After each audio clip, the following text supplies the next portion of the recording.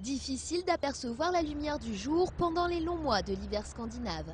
Magnus, lui, a donc choisi de faire des cures de luminothérapie afin de bénéficier malgré tout des bienfaits de la lumière du jour.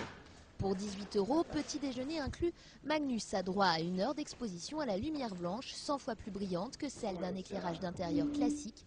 Accessoire indispensable, la combinaison pour améliorer la réflexion des rayons. Ici, pendant l'hiver, vous vous levez tôt le matin pour aller travailler. Il fait encore très sombre. Et quand je sors du bureau, la nuit est déjà tombée. Durant les quelques heures du jour, vous êtes à l'intérieur. Et donc, vous ne profitez pas de la lumière dont vous avez besoin.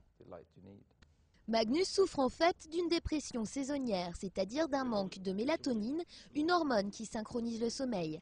C'est l'exposition au soleil qui active la production de cette hormone. Le propriétaire du salon a eu l'idée du concept car il est lui-même sensible à cette dépression. Les gens sont tous plus ou moins affectés par le problème. Certains le sont de manière très intense et ils ressentent vraiment le problème. Leur qualité de vie se détériore. Pour réguler l'horloge biologique du patient, il faut donc envoyer de la lumière dans les voies nerveuses de la rétine, ce qui augmente la sécrétion de mélatonine.